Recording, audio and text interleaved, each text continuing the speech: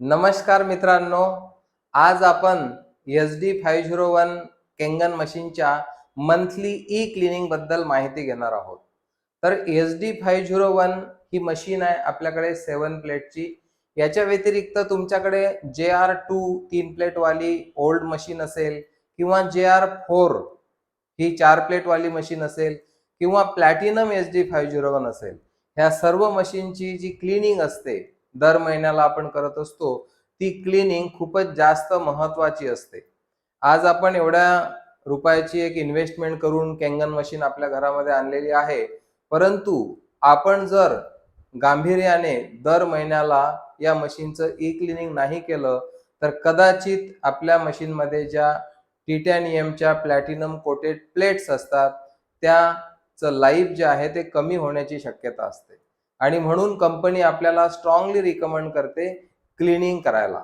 तर क्लिनिंगचा मित्रांनो पहिला प्रकार मी तुम्हाला या ठिकाणी सांगणार आहे, त्याला म्हणतात डेली क्लिनिंग. आपल्या सगळ्यांना मी सांगू इच्छितो की तुमच्याकडे कुठलीही मशीन असो केंगनची, त्या मशीन मधून तुम्ही दिवसातून कमीत कमी 2 ते 3 लिटर सकाळी आणि 2 ते 3 लिटर संध्याकाळी ब्युटी वॉटर काढणं खूप गरजेचं आहे. कारण ब्युटी वॉटर काढताना काय होते की आपल्या मशीनची प्लेट जी आहे त्याची रिव्हर्स प्रोसेस होते. म्हणजे अल्कलाईनच्या पाईपमधून ऍसिडिक पाणी येते आणि त्यामुळे प्लेटचं लाईफ वाढते. तर मी तुम्हाला स्ट्रॉंग रिकमेंड करेल की तुम्ही कुठलाही निष्काळजीपणा न करता आपल्या मशीन मधून दररोज ब्युटी वॉटर हे काढायलाच पाहिजे. दुसरी क्लिनिंग असते जी मशीन स्वतः करते. आपल्या मशीन मध्ये पेटेंटेड ई क्लिनिंग सिस्टम आहे. क्लीन्स हा ऑप्शन जेव्हा मशीनच्या डिस्प्लेवर लिहून येतो तेव्हा आपण 1-1.5 मिनिटं पाणी वेस्ट जाऊ देत असतो. तर एक ब्युटी वॉटर काढून आपण मशीनच्या प्लेटची क्लिनिंग करतो, एक मशीन स्वतःला गरज पडेल तेव्हा क्लीन करत असते. आणि तिसरी क्लिनिंग जी आहे ती दर महिन्याला आपण करत असतो. आपल्या मशीनला जे आपण इनपुट देतो त्या पाण्याचा TDS मिनिमम 80 ते मॅक्झिमम 150च्या आत असेल तर मंथली क्लिनिंग आपण आवर्जून करायला पाहिजे. त्याच्यासाठी आपण आपल्या मोबाईलमध्ये कॅलेंडरचा उपयोग करून रिमाइंडर लावायला पाहिजे मंथली ई क्लिनिंगचं. आणि घरातल्या कुठल्या तरी व्यक्तींनी ही जबाबदारी घ्यायला पाहिजे. कारण मशीनचं जर आपल्याला लाईफ वाढवायचं असेल तर ई क्लिनिंग हा जो पार्ट आहे हा खूप महत्वाचा असतो. त्याच्यानंतर वर्षभरातून एकदा आपण डीप क्लिनिंग करत असतो. ती तुम्ही स्वतः करू शकता किंवा तुम्हाला ज्यांनी मशीन दिली त्यांच्याकडून तुम्ही करून घेऊ शकता किंवा कोणी तिथं इन्स्टॉलर असेल, डीप क्लिनिंग करणारा असेल त्याच्याकडूनही करून घेऊ शकता. त्याचा एक वेगळा व्हिडिओ आम्ही युट्यूबवर टाकलेला आहे. डीप क्लिनिंग हा वेगळा टॉपिक आहे जी वर्ष दीड वर्षातून आपण करत असतो. तर आज आपण SD501 हे माझ्या नागपूरच्या ऑफिसमध्ये मशीन आहे. या मशीनला 6.5 वर्ष झालेले आहेत. डिसेंबर 2017 मध्ये ही मशीन मी परचेस केली होती. आजही मित्रांनो ही machine as it is perform करत आहे. आणि म्हणून आज मी मंथली क्लिनिंगचा मराठी मधला पहिला व्हिडिओ आपल्या समोर या ठिकाणी प्रेझेंट करत आहे. तर आपण स्टार्टिंग पासून सगळ्या गोष्टी समजून घेणार आहोत की ई क्लिनिंग आपण कशा प्रकारे करत असतो. खूप सोपं आहे समजण्यासाठी तुम्हाला. सर्वात आधी मी तुम्हाला सांगतो की ई क्लिनिंग करण्यासाठी आपल्या मशीनला इलेक्ट्रिकची गरज नसते. तर सर्वात आधी मी आपला जो प्लग आहे हा काढून ठेवतो. ही पहिली स्टेप आहे. सेकंड पार्ट असा आहे मित्रांनो की आपल्याकडे एक आपल्या मशीन सोबत एक पॉट येत असतो, याला CPUN असं म्हणतात. आणि हा क्लिनिंग पॉट आहे. याच्यामध्ये 2 काळ्या कलरच्या रिंग असतात, याला ओ रिंग म्हणतात. ह्या सांभाळून ठेवणं खूप जास्त आपल्याला आवश्यक असते. हे वरून याला एक झाकण असते, ते आपण या पद्धतीने उघडायचं आहे. आणि याच्यामध्ये आपल्याला ही एक रिंग सुद्धा खूप महत्वाची आहे. कधी कधी हे मिस झाली तर पूर्ण आपल्याला हा पॉट परचेस करावा लागतो. आणि म्हणून ही रिंग सांभाळून ठेवणं आपल्याला खूप जास्त गरजेचं असते. तर याच्यामध्ये आपल्याला सायट्रिक ऍसिडची जे पाऊच असते, मशीन सोबत अशा 6 सायट्रिक ऍसिडच्या पाऊच येत असतात. त्यानंतर तुम्ही 24 पाऊचचा जो बॉक्स असतो हा कंपनीतून ऑर्डर करू शकता किंवा तुमच्या नियरेस्ट डिस्ट्रीब्युटर कडे जर अवेलेबल असतील तर 5-10 पाऊच तुम्ही डिमांड करू शकता. तर ही एक 30 ग्रॅमची सायट्रिक ऍसिडची पाऊच असते. इथं लिहिलेला डू नॉट ईट. हे सायट्रिक ऍसिड खाण्यासाठी नाही, फक्त मशीनच्या क्लिनिंग साठी आहे. आणि आता मी ही पाऊच फोडणार आणि याच्यामध्ये टाकणार. या ठिकाणी आपण याला फोडत आहोत आणि खूप सोप्या पद्धतीनं आपण हे सायट्रिक ऍसिड जे आहे हे याच्यामध्ये या पद्धतीनं टाकत आहे. तर बघा मी सायट्रिक ऍसिड याच्यामध्ये पूर्ण टाकलेलं आहे आणि ह्या CpUnचं जे झाकण आहे ते मी या ठिकाणी लावून घेत आहे. बघा आता एक स्टेप आपण प्लग काढून टाकला, दुसरी स्टेप आपण CpUn मध्ये सायट्रिक ऍसिड टाकलेला आहे आणि हे झाकण लावून घेतलेलं आहे.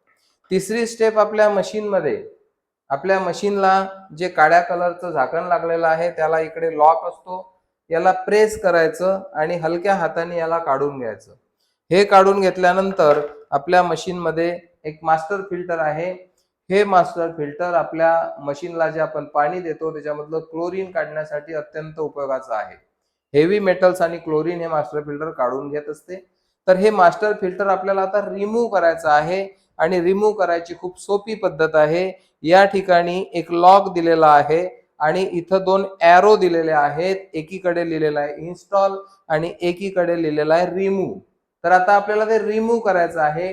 डाव्या हाताने हलक्या हाताने अंगठ्याने या पद्धतीनं आपण याला रिमूव्ह करत असतो. बघा मी डाव्या हाताने याला रिमूव्ह केलं. इकडे हे इन्स्टॉल होत असते. अँटी क्लॉकवाईज हे इन्स्टॉल होते आणि क्लॉकवाईज हे रिमूव्ह होते. तर आता मी हे फिल्टर काढून घेणार. बघा हे फिल्टर मी काढलेलं आहे आणि या फिल्टरला ओ रिंग असतात. ह्या ओ रिंग याच्यामध्ये राहिलेल्या आहेत. तर ह्या रिंग मी याला वापस लावून घेणार आणि हे जे फिल्टर आहे याला आपल्याला सांभाळून ठेवायचं आहे. 6 घंटे मिनिमम आपण ई क्लिनिंग वर मशीनला सोडत असतो.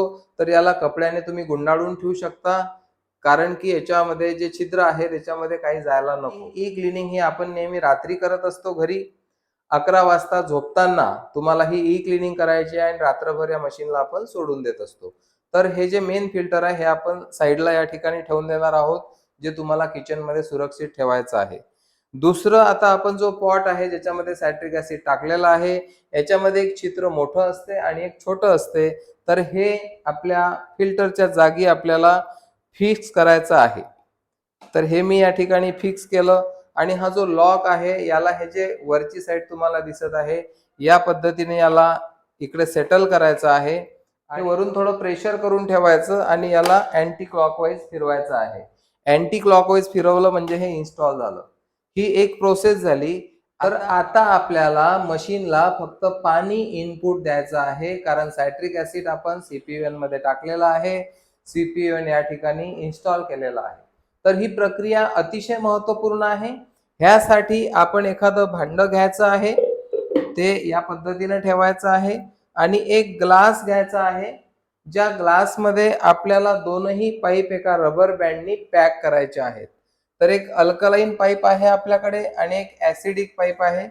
तर ह्या दोन्ही पाईपला खाली वर सारख्या सोबत नाही, तर थोडं खाली आणि वर या दोन्ही पाईपला रबर बँडने आपण पॅक करणार आहोत या पद्धतीने.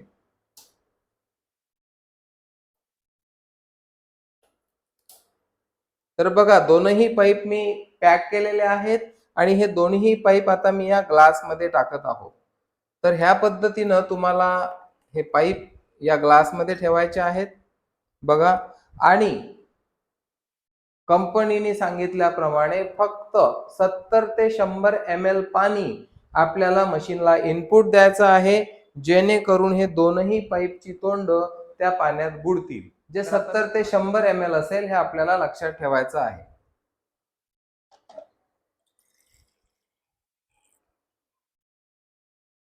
तर बघा मी दोनही पाईप बुडतील ह्या पद्धतीनं हे पाणी इनपुट दिलेलं आहे आणि दोन्ही पाईपची तोंड आता बुडलेली आहेत. हे जे सायट्रिक ऍसिड या CpUn मध्ये होतं, हे सायट्रिक ऍसिड प्लेट मध्ये गेलेलं आहे आणि रात्रभर ते प्लेट मध्ये रिॲक्ट करणार आणि जे कॅल्सिफिकेशन तयार झालेलं असेल 1 महिना आपण केंगन वॉटर काढल्यामुळे ते पूर्ण साफ होणार रात्रभरामध्ये.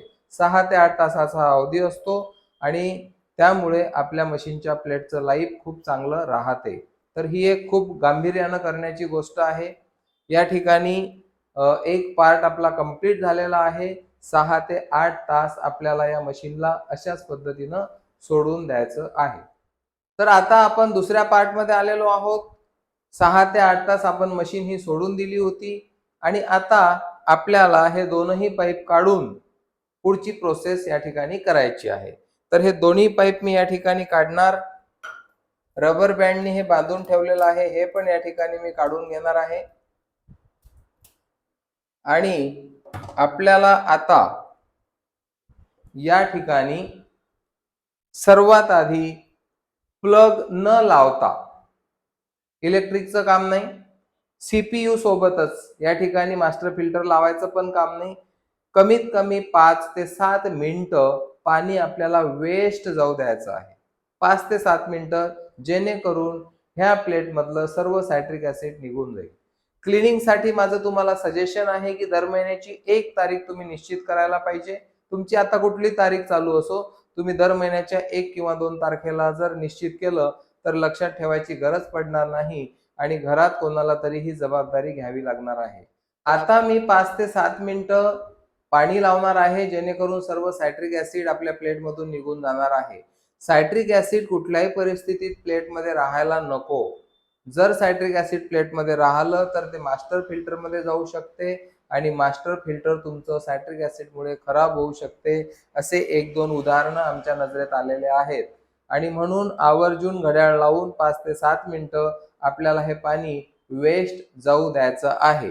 तर मी आता पाणी सुरू करत आहे, जेणेकरून आपल्या प्लेटमधलं सर्व सायट्रिक ऍसिड या ठिकाणी निघून जाईल आणि त्यानंतरची प्रोसेस आपण मग पुढे करणार आहोत.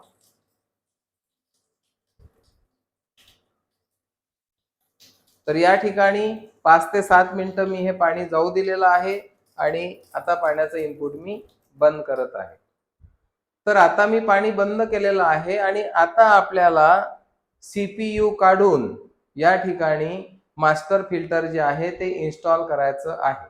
मित्रांनो, मी तुम्हाला सांगितलं होतं की क्लॉक वाईज जर आपण हा लॉक फिरवला तर हे रिमूव्ह होणार आहे आणि आपल्याला हे सीपीयू जे आहे हे काढून घ्यायचं आहे. याच्या रिंग याच्या सोबत आलेल्या आहेत. ह्या रिंग खूप महत्वाच्या आहेत, तुम्हाला सुरक्षित सांभाळून ठेवायच्या आहेत आणि याच्या जागी आपल्याला जे हे मुख्य फिल्टर आहे हे लावायचं आहे, म्हणजे इन्स्टॉल करायचं आहे.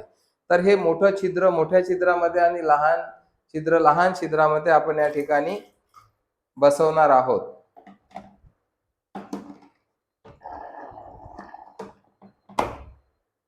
आणि हा लॉक परत आपण यामध्ये टाकणार आहोत आणि याला सेटल करणार लॉकला आधी आणि मग अँटी क्लॉकवाईज याचं इन्स्टॉलेशन असते. तर बघा, अँटी क्लॉकवाईज मी फिरवलं आणि आता हे इन्स्टॉल झालेलं आहे. हे ब्लॅक कलरचं झाकण जे आपण काढलं होतं हे पण आपण आता या ठिकाणी लावणार आहोत. आता या ठिकाणी आपल्याला 2 कामं करायचे आहेत. आता आपण वेस्ट पाणी जाऊ दिलेलं आहे 5 ते 7 मिनिट. आपण सीपीयू एन काढून ठेवलेला आहे आणि मुख्य फिल्टर या ठिकाणी इन्स्टॉल केलेला आहे. तर आता मला आपली मशीन प्लग करायची आहे. तर या ठिकाणी मी प्लग मध्ये पिन लावलेली आहे आणि बटन स्टार्ट केलेलं आहे. या ठिकाणी मशीन सुरू झालेली आहे आणि या ठिकाणी आता मला मशीन ऑन करून 2 मिनिटापर्यंत ब्युटी वॉटर आणि अजून 2 मिनिटापर्यंत क्लीन वॉटर जाऊ द्यायचं आहे.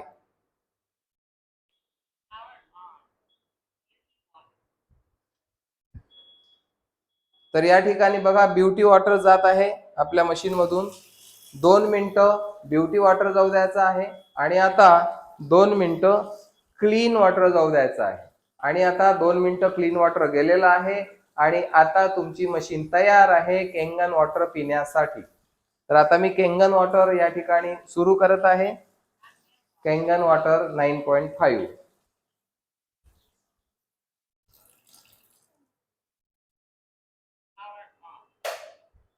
तर या पद्धतीनं मित्रांनो आपण ई क्लिनिंगची सिस्टम समजून घेतलेली आहे. खूप सोप्या पद्धतीनं आपण हे करू शकतो.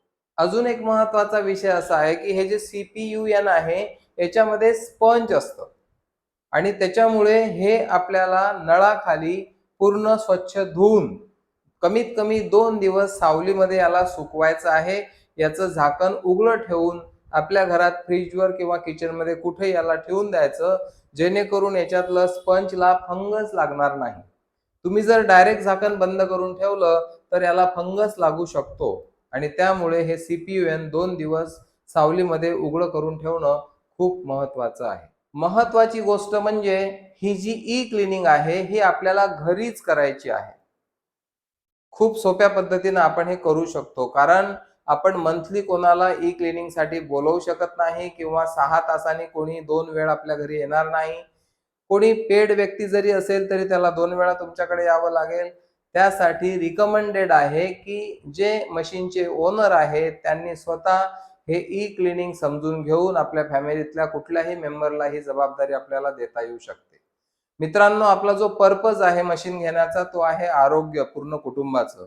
आणि पूर्ण कुटुंबाचं आरोग्य राखण्यासाठी जर आपण केंगन वॉटरची मशीन लावलेली आहे, तर निश्चितच त्या मशीनला बाकी सगळ्या मशीन सारखं मेंटेनन्स तर नाही आहे.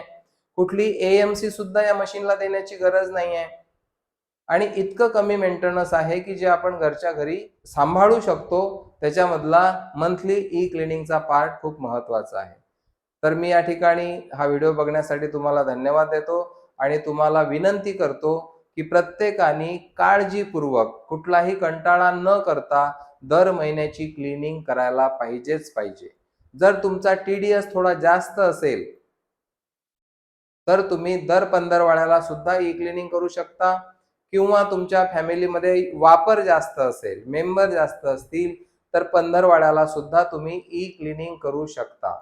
तर ई क्लिनिंग पूर्ण केंगन मशीन वापर करताना सगळ्यात महत्वाचा एक पार्ट आहे, ज्याच्याबद्दल आज आपण या ठिकाणी ही माहिती बघितलेली आहे. Thank you very much.